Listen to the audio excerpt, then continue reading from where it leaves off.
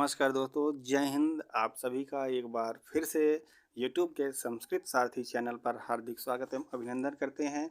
और इस वीडियो में हम लेकर के आए हैं एक नई वैकेंसी की जानकारी, जो आपके लिए और आप जैसे और लोगों के लिए बहुत ही महत्वपूर्ण हो सकती है। तो कृपया इस वीडियो को ध्यान से देखें, अंत तक देखें कि इस वीडियो में क्या है। तो जी हाँ दोस्तों, हम बात कर लेते हैं। यहाँ पर देखिए, हम इस समय जो है सरकारी रिजल्ट.com की साइट पे हैं और यहाँ पे हमने क्लिक किया हुआ है UPPCS प्री 2024, यानी आज ही की डेट में UPPCS प्री के द्वारा जो वैकेंसी का जो निकाला गया नोटिफिकेशन, ये देखिए एडवर्टीजमेंट नंबर जो है आपको दे दिया गया है। एडवर्टीज नंबर जो है आपका जो नोटिफिकेशन है ये AE/E1 2024, ठीक है। तो आइए चलिए बात करते हैं, अब इस वीडियो में आगे बढ़ते हैं। तो ये जो एप्लीकेशन है आज ही से शुरू कर दिया गया है, वो जनरल और OBC, और शायद इसमें EWS शो नहीं कर रहा है। तो EWS भी आप यदि यहाँ पर दिया जा रहा हो उत्तर प्रदेश लोक सेवा आयोग के द्वारा, तो आपकी जो फीस है 125 रुपये है। सॉरी दोस्तों, यहाँ पर हम 3 लगा ले रहे हैं। 125 रुपये है। SC/ST कैंडिडेट की 65 रुपये और PH कैंडिडेट का 25 रुपये, ठीक है। यहाँ पर फीमेल के लिए अलग से बात नहीं किया गया है। तो यानी जो भी फीमेल होंगी, जिस कैटेगरी की होंगी, उनको उतना भुगतान करना पड़ेगा, ठीक है दोस्तों। अब बात करते हैं, अब आगे की ओर बढ़ते हैं। तो जो आपका लास्ट डेट होगा 29 जनवरी होगा। यहाँ पर 29/1/2024 लिखा है। और जो फीस पेमेंट की भी लास्ट डेट वही रखी गई है। और लास्ट डेट कंप्लीट, यानी अपने फॉर्म को कब तक आप अपना पूर्ण रूप से आवेदन जो है सबमिट करने की जो तिथि दी गई है आपको, ये यहाँ पे 2 फरवरी 2024 दिखाई दे रहा है। और यदि फॉर्म में आपसे कोई गलती हो गई हो, कोई त्रुटि हो गई हो, तो यहाँ पर जो है आप फॉर्म को संशोधित कर सकते हैं। करेक्शन डेट जो है आपको 9 फरवरी 2024 दिया गया है, ठीक है। अब बात कर लेते हैं इस फॉर्म को भरने के लिए क्या उम्र है, क्या योग्यता है। तो यहाँ पर दोस्तों कम से कम आपका जो एज है 21 साल और अधिकतम जो है ये यहाँ पे 40 साल है। और जो भी आप आरक्षित कोटि में यदि आते हों, OBC, SC, ST या फिर PH, इस प्रकार के यदि कोई भी आरक्षित कोटि से आप बिलोंग कर रहे हैं, तो आपको जो भी एज रिलैक्सेशन में आपको छूट दे दी जाएगी। आपको कुछ वर्ष छूट मिलेगा, यानी आप 40 वर्ष के रहेंगे तो हो सकता है 42 वर्ष के हैं और आप फॉर्म भर सकते हैं।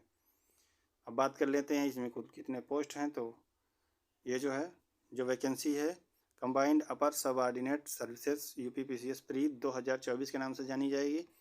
और इसमें कुल 220 सीट है। और इसके लिए बात कर रहे हैं bachelor degree in any stream, ठीक है। अब पोस्ट के अकॉर्डिंग जो भी पोस्ट होगा उसके लिए अलग अलग योग्यताएं निर्धारित की गई हैं।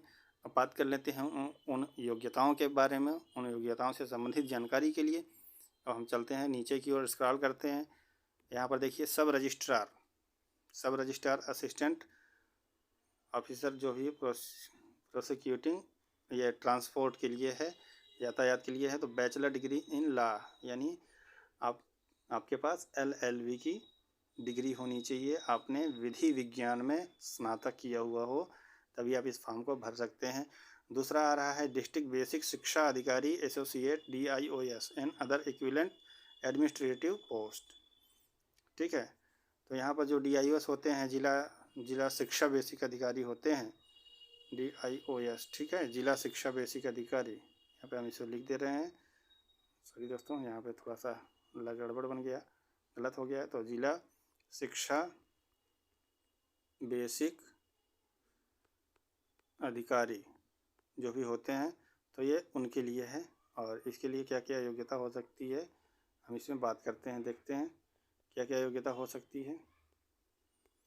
तो यहाँ पर योग्यता मांगी गई है master degree in any stream, यानी आप किसी भी विषय से परास्नातक हों, MA किए हों, ठीक है, या फिर इसे आप हिंदी में परास्नातक कह सकते हैं, परास्नातक। और आप जिन्होंने संस्कृत माध्यम से MA किया हो उनको आचार्य कहा जाता है। उनकी डिग्री आचार्य के नाम से जारी की जाती है, तो आचार्य होंगे। तो यहाँ पर किसी भी स्ट्रीम से, किसी भी विषय से आपने ये डिग्री हासिल की हो तो आप इस फॉर्म को भरने के योग्य हैं, यानी DIOS के फॉर्म को अप्लाई कर सकते हैं। ठीक है, अब बात कर लेते हैं डिस्ट्रिक्ट ऑडिटर ऑफिसर, यहाँ पर रेवेन्यू ऑडिट। तो यहाँ पे BCom होना चाहिए आपके पास, BCom की डिग्री अनिवार्य है। और चौथे नंबर की बात करते हैं assistant control legal management, grade 1 और 2 के लिए है। यहाँ पर science with physics bachelor degree जो है आपका, जो ग्रेजुएशन होगा साइंस होगा और फिजिक्स के साथ होगा, यानी भौतिक विज्ञान के साथ आपने बैचलर डिग्री की उपाधि ली हो, अथवा मैकेनिकल इंजीनियरिंग एज 1 सब्जेक्ट, यानी मैकेनिकल इंजीनियरिंग में भी आपका फिजिक्स होना जरूरी है। अब 5वें पोस्ट की बात करते हैं सीनियर लेक्चरर डाइट। ये पोस्ट शिक्षा विभाग से है। पोस्ट जो है हम बता दे रहे हैं कौन कौन सी इसमें शिक्षा विभाग के, तो एक DIOS हो गया, जिला शिक्षा बेसिक अधिकारी, और एक डाइट हो गया। डाइट ही जो आपका जिला में सरकारी जो वो शिक्षा केंद्र होता है, किसके लिए, तो DLED जो पहले VTC के नाम से जाना जाता था, प्राथमिक शिक्षक की ट्रेनिंग के लिए, तो ये आपको डाइट बोला जाता है, जिला शिक्षा प्रशिक्षण संस्थान।